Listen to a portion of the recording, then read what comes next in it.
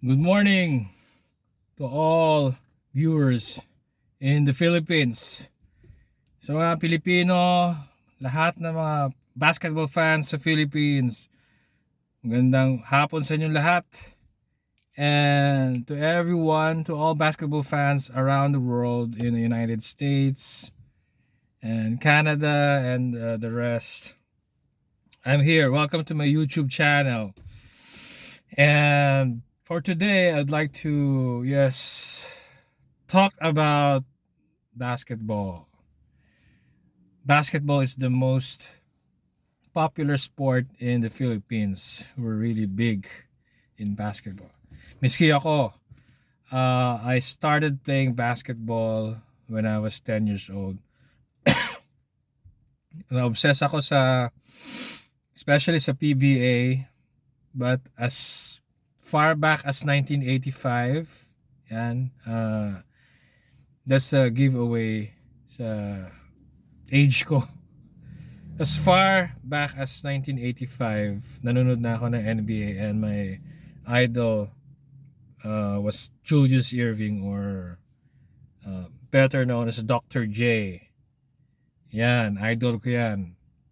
And late 80s, I was watching a lot of PBA, solid San Miguel fan because of Ramon Fernandez. And eventually, I was really a San Miguel Beer fan because of Ron Jacobs during his time, during his stint as coach, and era of Asay Tono and all the rest. Naging title contender sila even with just one superstar in the team, one or two. But anyway, today I'm gonna talk about the greatest of all time in basketball, yung GOAT discussion and debate. Matagal na yan, especially among Filipino basketball fans, and of course NBA fans around the world, starting with Americans. This debate, conversation, argument has been going on for like 8 years now, or ever since LeBron James started playing with the Lakers. I suppose every year nagiging intense yung debate as LeBron James set records, beat records in basketball. Now, when it comes to the GOAT argument or GOAT debate, basically it's always Michael Jordan. Siya yung nag-set ng standard eh. It's always against Michael Jordan and either LeBron James, Kobe Bryant, even Stephen Curry. But basically it's between Jordan, LeBron James, and Kobe Bryant. I know a lot of Filipino fans, especially millennials, are big fans of LeBron James. And most Michael Jordan fans are Gen X people like me. So it's really between Jordan and LeBron James, and you can also argue for Kobe Bryant. In fact, Kobe Bryant is the closest thing we had to Michael Jordan. Siya yung pinaka naging parang Michael Jordan after the Jordan era. And si LeBron James, yeah, much younger than Kobe, from a different generation. He was LeBron James is LeBron James. He has a different playing style from Michael Jordan. And Jordan and Kobe pareho sila na style, but Jordan is is stronger than Kobe Bryant. Is more, I would say Jordan is more athletic. Mas matagal siya sa ere. is more efficient inside the court, no? Yung shooting percentage niya, mas mataas siya tumalon. He has a higher vertical leap than most NBA superstars. Jordan is probably has the highest vertical leap, or among the highest, top two highest in the history of the game. So let's really focus now on who is better overall, um, in all aspects. When we talk about basketball, let's just focus between Michael Jordan and LeBron James. And sorry for all the Kobe Bryant fans, because as time goes by, LeBron James currently on his or in his 22nd season. He's been with the Los Angeles Lakers since 2018. So habang tumatagal, ang daming, napapabilib ni LeBron James, because at his age, at the age of 40, grabe pa rin siya eh. It's as if he's still 30 years old or 34 years old, not 40. So as far as longevity is concerned, LeBron James is the GOAT. Okay, but when it comes to pure basketball skills and achievements, it's Michael Jordan. Okay, I have to go with Michael Jordan. First of all, Michael Jordan, hindi siya naka-experience ng bronze medal sa Olympics. I mean, that's how a winner Michael Jordan is. He never experienced getting a bronze medal in any tournament, especially Olympics, particularly Olympics. LeBron James was part of the USA Olympic team na nakakuha ng bronze medal. That was in 2004 Olympics in Greece. And again, 2 years later in 2006, FIBA World Cup, the USA team got bronze. Michael Jordan never received a bronze medal in his life, in his basketball career. LeBron James, twice bronze medal. I understand LeBron James was still a rookie back then. Pasikat pa lang siya. He has not yet reached his peak. Okay, he was not yet in his prime. Okay, he was not yet in his peak prime or peak potential. He has not yet reached his peak potential as a basketball player in 2004 and 2006. But nevertheless, okay, Jordan never received a bronze medal in his career. LeBron James got 2. Okay. Secondly, Michael Jordan, he averaged 30 points per game. He's a 10-time scoring champion. LeBron James, he's a 1-time scoring champion. Compare that to Jordan, who was 10. Okay.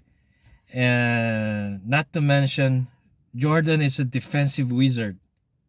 That's what's impressive with Michael Jordan.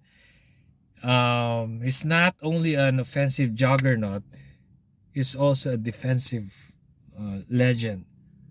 Probably or easily one of the best and greatest defensive players in the history of the NBA, in the history of basketball or pro basketball. And all you have to do is Google. Okay? Makikita mo lahat ng achievements ni Jordan when it comes to, or in terms of defense. So defensive skills, Jordan is excellent. Nandun siya sa highest level sa NBA, sa history ng NBA. So offense and defense, Jordan excelled. So that's 2 good arguments, or 1 absolutely good argument for GOAT status, yung offense and defense niya. Okay? and being a 10-time scoring champion. Now, let's talk about the championships or rings. Jordan has 6 rings. 6-0 siya sa NBA Finals. He never lost in any NBA Finals that he participated in. And also, he never played Game 7 in any NBA Finals that he participated in. Ganun siyang ka-competitive. Okay? And yung winning attitude niya, behavior, doon nagre-reflect. And not only that, as we all know, alam na natin lahat yung 6-0 compared kay LeBron James na 4-6. Okay? 4 rings or 4 championships that he won. LeBron James had his first 2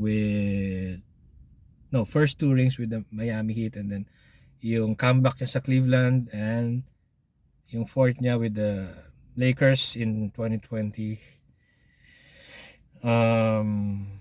Yung 2020, that's the COVID-19 era na yung iba question nila yon. It's not hindi raw legit. But anyway, 4 championships won, 4 rings for LeBron James, but he lost 6 times in the NBA Finals. Meron pa dong sweep. He got swept, which Michael Jordan never experienced, being swept in the finals. And again, he never lost in any final series in his career. So 6-0 si Michael Jordan. Okay? And hindi mo pwede sabihin, well, Bill Russell had 11 rings. Yeah, he had 11 rings, but si Bill Russell ba, was he a scoring champion? No. He averaged only 15 points per game in his career compared to 30 points per game with Michael Jordan. So you cannot say Bill Russell has 11 rings, so wala yung 6 rings ni Jordan. No, because Jordan is 6-0 in the finals and he's a 10-time scoring champion, which Bill Russell never became a scoring champion. So let's always stick to the 6-0 NBA finals record ni Jordan, and being a 10-time scoring champion and one of the greatest. Again, just Google it. Defensive players in the NBA is Michael Jordan. Grabe yung defense niya. Okay? So, lahat halos ng argument in favor of Jordan. Si LeBron James, it's all about longevity. Kaya siya umabot ng 50,000 points is obviously because of his longevity. And we give credit to LeBron James. Talagang this is unprecedented in the history of the NBA. Although I can argue for Karl Malone and John Stockton when it comes to longevity. Actually, mas maganda yung record ni Stockton when it comes to longevity. Si LeBron James, marami siyang na-miss na games compared kay John Stockton. But let's give that GOAT status to LeBron James when it comes to longevity. Okay? Kasi talagang grabe pa rin siya maglaro ngayon elite level pa rin, although hindi na siya top 3, top 4, top 5 sa NBA, especially when we talk about the MVP race. Now imagine mo LeBron James being the first NBA player who scored 50,000 points. Okay, kayang-kaya ni Jordan yon. Jordan had 15 seasons in the NBA. So he ended up with more than 38,000 points when he retired. And in case you don't know, nag-stop si Jordan, nag-retire siya in 1994 and half of 1995 season. So almost 2 seasons siyang nawala sa NBA because he played pro baseball. So granting that Jordan played until his 22nd season, and granting that na-maintain niya yung competitiveness niya just like LeBron James, assuming na ganun pa rin yung laro ni Jordan, no, on his 22nd season, and he still averages let's say 25 to 30 points a game, even let's say 25 points per game, estimate ko nasa around 55,000 points na siya, si Michael Jordan on his 22nd season. Si LeBron James kaka 50 pa lang niya. So if Jordan never retired after 15 seasons, if he played consistently well hanggang sa 22nd season niya, hindi siya nag-retire noong 1994 and 1995, naka-ano na siya ngayon, naka 55,000 points na siya. So yun ang sinasabi ko about longevity. So hindi siya magandang argument for GOAT status. It's not a strong argument. Yung efficiency ng player dapat, yung nagawa niya in a relatively short amount of time. Jordan reached almost 40,000 points in 15 seasons. Okay? So kung nabuo niya yung 22 seasons, nasa ano na siya ngayon? Baka at least 55,000 points na. Again, that's assuming na ganun pa rin yung laro niya, hindi bumaba yung skill level niya, just like LeBron James. Okay, so in theory, Jordan could have 55,000 points after 22 seasons, but LeBron James hindi pa tapos yung career niya. He would probably play for another 2 years, depende. So yun yung argument ko. It's all for Jordan, no? Yung never experienced receiving a bronze medal, is 6-0. Oh, by the way, I think this is the strongest argument for Jordan before I forget. Yung three-peat, dalawang three-peat. Maka three-peat ka, it's very, rare achievement. Maka tatlong sunod na champion ka. Okay? Napakahirap na nun. Yung pa kayang dalawang beses mong gawin yon, 2 three-peats. Okay, hindi na magagawa ni LeBron James yung kahit maglaro pa siya at the age of 60, 65 years old. Hindi na rin magagawa ni LeBron James yung maging 6-0. Okay? Kasi 4-6 na yung record niya. 6 times na siyang natalo sa NBA Finals. Na-sweep pa siya. So hindi na niya ma-achieve yung nagawa ni Jordan na 6-0. Absolutely hindi na niya ma-achieve yun. Absolutely hindi na rin niya ma-achieve yung dalawang three-peats, 2 three-peats. Okay? Yan ang hindi masasurpass ng kahit sinong NBA player. I suppose, no? Because grabe yung hirap nun. 6-0 tapos three-peats. Okay? That has to be taken in combination, no? Yung ma-break yung 6-0,